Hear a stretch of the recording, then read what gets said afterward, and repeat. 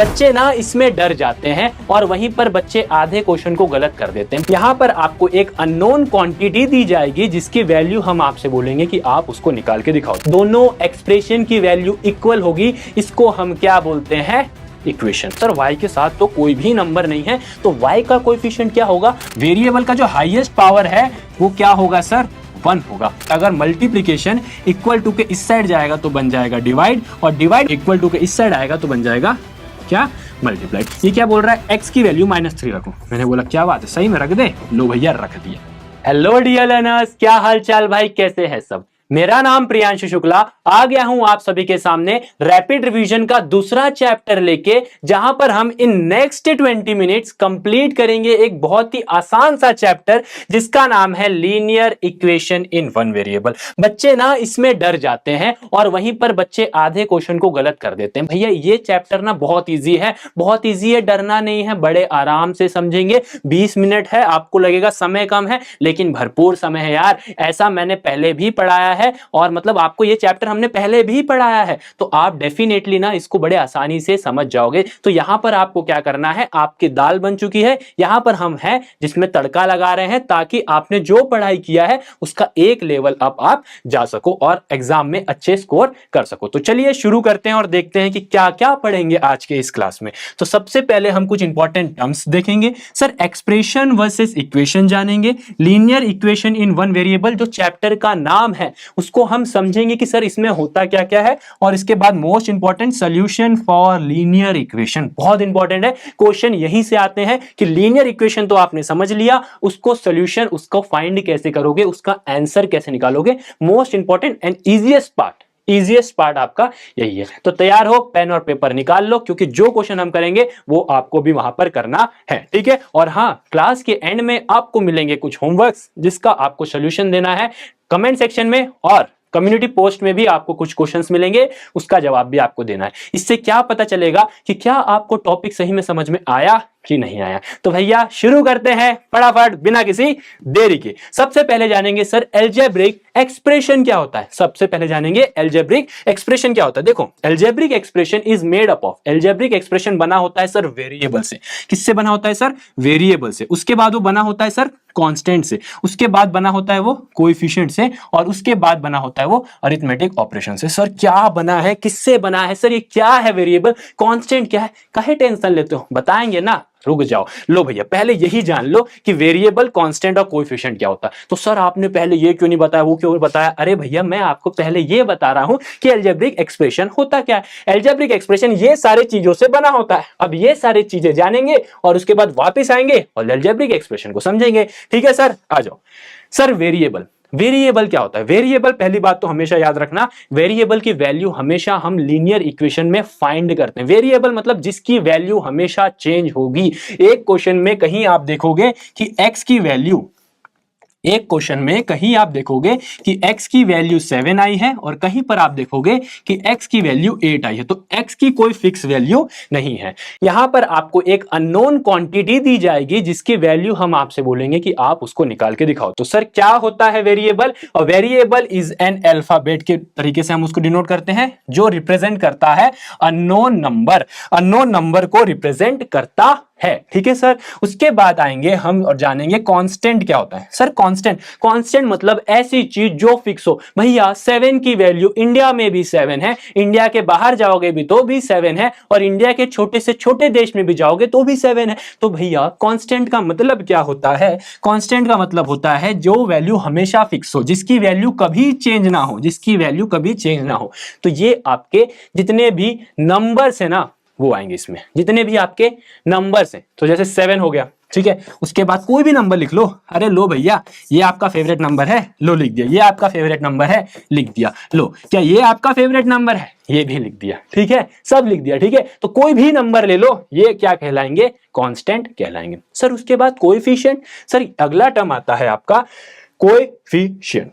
तो कोएफिशिएंट क्या होता है? Coefficient is a numerical factor of a term containing constant and variable. Coefficient क्या है? जब आप वेरिएबल के साथ कुछ कांस्टेंट लगा होता है ना, वो दोनों में, उसको हम बोलते हैं कोएफिशिएंट। जैसे फॉर एग्जांपल ये कांस्टेंट मैंने लिखा 7, ठीक है, और यहां से मैंने एक वेरिएबल उठा लिया x।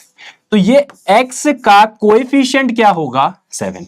What is the coefficient of x, आप बोलोगे 7। ठीक है, अगर मैं लिखता हूं 89y, अगर मैं लिखता हूं 89y, तो सर y का जो कोएफिशिएंट होगा वो क्या होगा सर 89। तो आपसे कैसे क्वेश्चन पूछेंगे sir what is the coefficient of x, तो x के साथ जो कांस्टेंट नंबर चिपका होगा उससे हम बोलेंगे कोएफिशिएंट उस नंबर का। ठीक है, समझ में आया? तो आ जाओ भैया वापस आ जाते हैं हमारे टॉपिक में।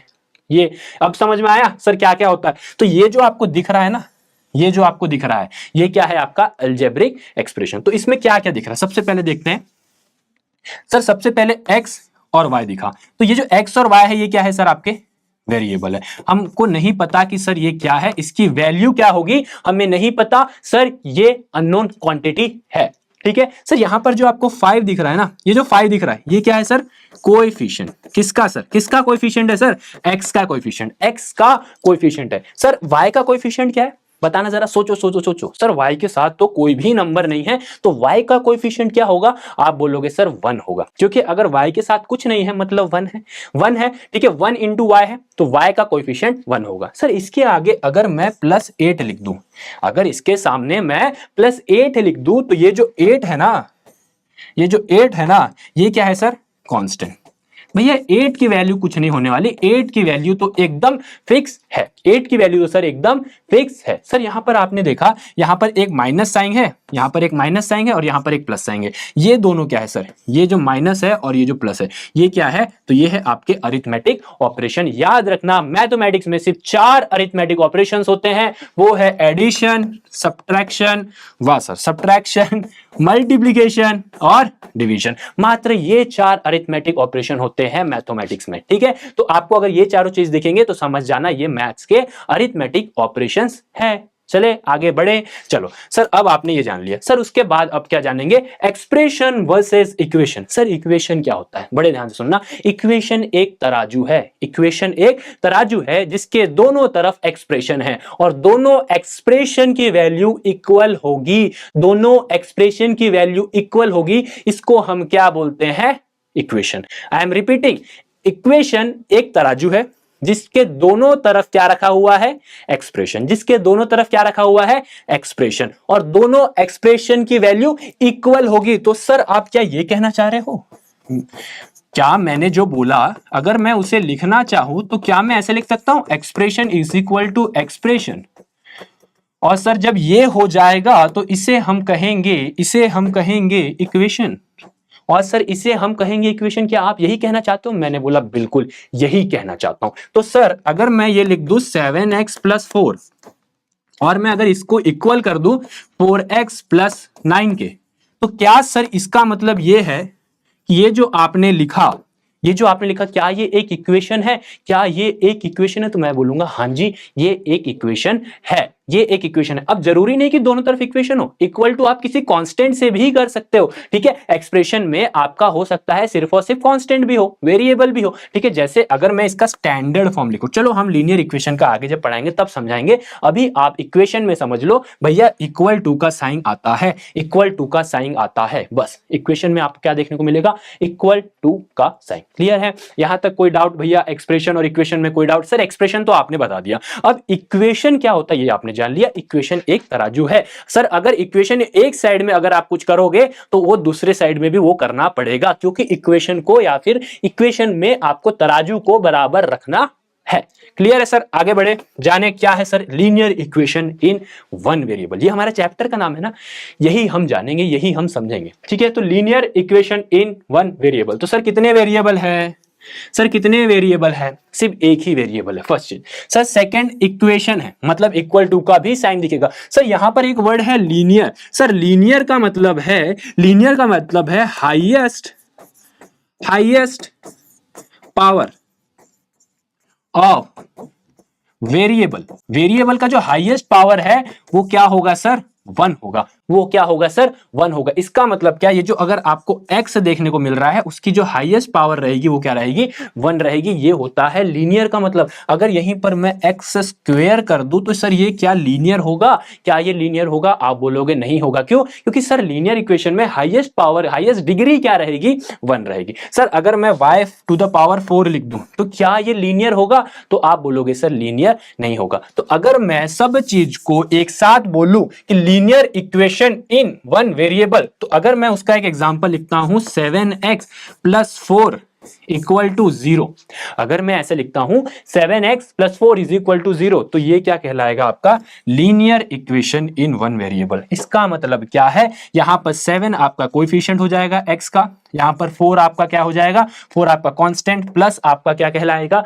प्लस आपका कहलाएगा अरिथमेटिक ऑपरेशन, इक्वल टू आपका इक्वेशन के लिए है और इक्वल टू 0। ठीक है, तो ये होता है आपका क्या, ये होता है आपका linear equation in one variable. अगर मैं इसका स्टैंडर्ड फॉर्म की बात करूं, कोई भी स्टैंडर्ड फॉर्म में लिखना चाहो तो ax plus B equal to 0, ये होता है linear equation in one variable का स्टैंडर्ड फॉर्म। जो मैंने ऊपर लिखा सेम चीज यहां पर आपके सामने मैंने लिख दी। ठीक है, तो ये होता है आपका linear equation in one variable. तो अब सर यहां पर ये x की क्या वैल्यू है सर, x की कोई ना कोई वैल्यू होगी ना, ये अननोन है, इसको हमें जानना है। तो उसके लिए हमें जरूरी है, हमें सोल्यूशन निकालना है लीनियर इक्वेशन का, हमें सोल्यूशन निकालना है लीनियर इक्वेशन का। तो कैसे निकालेंगे सर? सोल्यूशन के लिए ना एक चीज आपको याद रखना है, मेथड, वो है ट्रांसपोज मेथड। कौन सा मेथड है? Transpose method. उसमें क्या होता है, इक्वल टू का एक साइन अगर प्लस है तो अगर वो इक्वल टू के उस साइड जाएगा तो वो बन जाएगा माइनस, और सेम चीज रिवर्स भी है, माइनस अगर इक्वल टू के इस साइड आएगा तो वो बन जाएगा प्लस, माइनस अगर इक्वल टू के इस साइड आएगा तो वो बन जाएगा प्लस, माइनस इधर रहेगा इधर आएगा तो बन जाएगा प्लस, प्लस इधर रहेगा इधर बन जाएगा तो माइनस। ये कैसा होता है, क्यों होता है? एक छोटा सा एग्जांपल लूंगा और समझाऊंगा। देखो sir 5x plus 3 equal to 0। ठीक है, अब मेरी बात ध्यान से सुनना, मैंने बोला मुझे प्लस 3 यहां नहीं चाहिए, मुझे इक्वल टू के उस साइड चाहिए। तो मैं क्या करूंगा, यहां से प्लस 3 हटाऊंगा, मैं यहां से प्लस 3 हटाऊंगा। कैसे हटा सकता हूं सर? -3 करके, -3 करके। सर आप तो बोल रहे थे तराजू है, तराजू के एक तरफ और दूसरी तरफ इक्वल होना चाहिए। हाँ भैया, तो अगर आप तराजू के एक तरफ -3 रख रहे हो तो तराजू के दूसरे तरफ भी आपको -3 रखना पड़ेगा। तो यहां पर आप क्या रखोगे, 0 -3। क्लियर है, 0 -3। इसको सॉल्व करो, 5x इज इक्वल टू -3। देखो क्या आ गया सर, यहां पर जो प्लस था इक्वल टू के उस साइड गया तो क्या बन गया, इक्वल टू के उस साइड गया तो क्या बन गया, माइनस बन गया। लो सर, और होता क्यों है वो रीजन मैंने यहां पर आपको बता दिया। तो अगर आपको कहीं पर कोई बोले कि सर ऐसा क्यों होता है तो बता देना सर इसीलिए होता है। सर प्लस इधर गया तो माइनस, माइनस इधर गया तो प्लस। सिमिलरली अगर मल्टीप्लीकेशन इक्वल टू के इस साइड जाएगा तो बन जाएगा डिवाइड, और डिवाइड मल्टीप्लीकेशन इक्वल टू के इस साइड आएगा तो बन जाएगा क्या, मल्टीप्लाई। ठीक है, क्या होता है, बस रिवर्स हो जाता है। जो अगर प्लस है तो माइनस, माइनस है तो प्लस, मल्टीप्लाई है तो डिवाइड, डिवाइड है तो मल्टीप्लाई। ठीक है, जैसे for example 7x is equal to 3। ठीक है सर, यहां पर ना 7 किस में है, 7 किस में है सर, 7 है मल्टीप्लाई में। सर अब मुझे यहां से 7 को हटाना है तो मैं क्या करूंगा, डिवाइड बाय 7 करूंगा ताकि ये कट जाए, 7 से 7 कट जाए और यहां पर x अकेला बच जाए। तो सर तराजू के एक तरफ आप डिवाइड बाय 7 कर रहे हो तो काम बनेगा क्या, नहीं बनेगा। डिवाइड के दोनों तरफ आपको वही करना पड़ेगा, डिवाइड बाय 7। आंसर क्या आया sir, x is equal to 3/7। यहां देखो सर, यहां देखो क्या था, 7x इज इक्वल टू 3 था, इधर गया तो डिवाइड में हो गया। ये हम डायरेक्ट समझ रहे हैं, ये चीज आप डायरेक्ट समझ रहे हो। ठीक है, इसके ऊपर बहुत सारे जब क्वेश्चन करोगे तो बहुत आसानी समझ में आएगा। ये इस चैप्टर का मोस्ट इंपॉर्टेंट चीज है जिसके मदद से आप कोई भी क्वेश्चन आप इस चैप्टर का कर सकते हो। ठीक है, ये तरीका है, ये होता क्यों है ये मैंने आपको समझा दिया। ठीक है, चलो कुछ क्वेश्चन करते हैं और देखते हैं कि क्या आएगा। ठीक है, यहां पर है 5x इज इक्वल टू 9, यहां पर लिख देते हैं 5x minus 9 equal to -3x plus 19। ठीक है सर, हमें क्या करना है, हमें x की वैल्यू निकालना है। सॉल्व का मतलब है अननोन नंबर की क्वांटिटी की वैल्यू निकालना है, हमें अननोन नंबर की वैल्यू निकालना है। तो सर अननोन क्या है, x है। सर x यहां पर भी है, यहां पर भी है। सर दोनों अलग अलग हैं, क्यों रखे हो सर, दोनों तो दोस्त हैं, अलग अलग क्यों है, एक साथ ले आओ। सर तो ये क्या हो जाएगा 5x।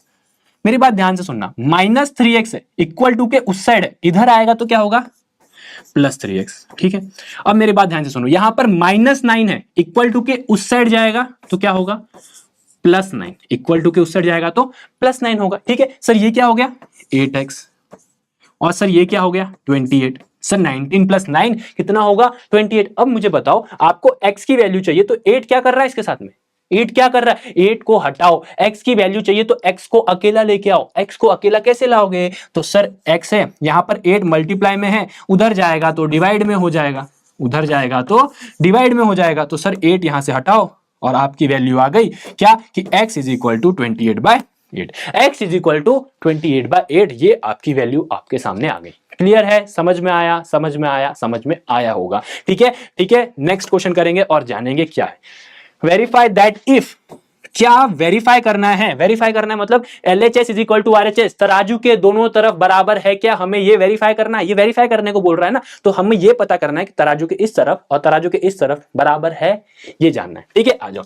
क्या x इज इक्वल टू -3, क्या x इज इक्वल टू -3 इसका सोल्यूशन है, क्या x इज इक्वल टू -3 इसका सोल्यूशन है। सोल्यूशन होगा तो LHS is equal to RHS आना चाहिए। अगर सोल्यूशन है तो तराजू के दोनों तरफ बराबर होना चाहिए। तो आ जाओ सर करके देखते हैं। सर 10, ये क्या बोल रहा है, x की वैल्यू -3 रखो। मैंने बोला क्या बात है, सही में रख दे, लो भैया रख दिया, +7। सर 13 -5 इंटू -3, कोई दिक्कत, मैंने क्या किया x के जगह -3 रख दिया। ठीक है सर, 10 इंटू 3 30 होता है और सर -3 है तो -30 होगा, कोई दिक्कत, आगे बढ़े। सर यहां पर +7, सर 13 -5 3 जा 15, सर -3 था तो -15 क्या होगा सर -15। अब इसको सॉल्व करो। सर -30 + 7 -23 होता है, इक्वल टू, हम देखते हैं क्या इक्वल होगा। Sir 13 + 15, sir minus minus plus होता है तो 13 + 15, तो -23 इज इक्वल टू 28। क्या ये इक्वल है। सर मैंने तो कभी ऐसा नहीं पढ़ा, मैंने जितना आपने मैथमेटिक्स के करियर में देखा है, ये दोनों तो कभी इक्वल नहीं होते। आप लोग बताओ इक्वल होते हैं क्या। आप लोग अगर बोलोगे इक्वल होते हैं तो भैया सॉरी, नहीं होते यार, इक्वल इक्वल ही नहीं होते भैया, ये इक्वल हो ही नहीं सकते, इक्वल हो ही नहीं सकते। तो आप क्या बोलोगे, x is equal to -3 solution नहीं है, is not a solution, is not a solution. अगर सोल्यूशन होते तो तराजू के दोनों तरफ बराबर होते ना सर, अगर सोल्यूशन होते तो तराजू के दोनों तरफ तो बराबर होते है ही नहीं, एक तरफ -23 एक तरफ 28 है। कैसे चलेगा काम, ऐसे काम चलेगा, ऐसे काम नहीं चलेगा। ठीक है, चलो सर नेक्स्ट क्वेश्चन देखें, आ जाओ। अब हमको क्या करना है, इसको सॉल्व करना है। सर सॉल्व करने का मतलब क्या होता है कि आपको x की वैल्यू निकालना है। तो क्वेश्चन है 5x/3 + 2/5 = 1। आपको क्या करना है, आपको यहां पर x को अकेला लेके आना है, x की वैल्यू निकालनी है तो x को आपको अकेला लेके आना पड़ेगा। ठीक है सर, आगे बढ़े। 5x/3, सर ये अकेले लाना है तो 2/5 मेरे को नहीं चाहिए, यहां पर नहीं चाहिए, इक्वल टू के उस साइड भेज दो सर, इक्वल टू के उस साइड भेज दो। तो 1 सर प्लस है तो वहां जाएगा तो माइनस हो जाएगा, क्यों होगा जानते हो ना, जानते हो ना क्यों होगा, हमने किया है। ठीक है, क्यों होता है सर 5x/3।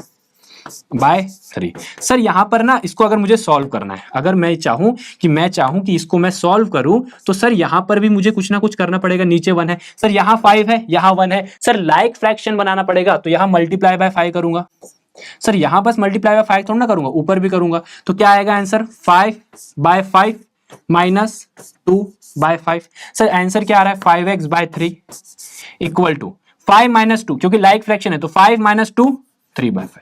सर आंसर आ गया आपका, आ गया, इतना सा है। अरे नहीं भैया, x को अकेला लेके आना है सर, तो 5x है, 5x is equal to, sir 3 यहां डिवाइड में है, इक्वल टू के उस साइड जाएगा तो मल्टीप्लाई में आएगा, मल्टीप्लाई में ले आओ सर, मल्टीप्लाई में ले आओ सर, मल्टीप्लाई में जाएगा तो क्या आंसर आएगा सर, मल्टीप्लाई में जाएगा तो मल्टीप्लाई बाय 3 हो जाएगा सर, मल्टीप्लाई बाय 3 हो जाएगा। ठीक है बिल्कुल सर, उसके बाद ये यहां पर जो है, ये यहां पर जो है मल्टीप्लाई में है, इक्वल टू के इस साइड आएगा, इक्वल टू के इस साइड आएगा तो डिवाइड में जाएगा। और डिवाइड क्या है सर, डिवाइड में तो ये है, डिवाइड में तो ये है, तो यहां पर ले दो, ये डिवाइड में लिख दो, डिवाइड में लिख दो मल्टीप्लाई बाय 5 करके, क्योंकि डिवाइड में है, डिवाइड में ही लिख रहे हैं। ठीक है, तो x की वैल्यू क्या आ गई सर 9/25। सर x की वैल्यू क्या आ गई 9/25।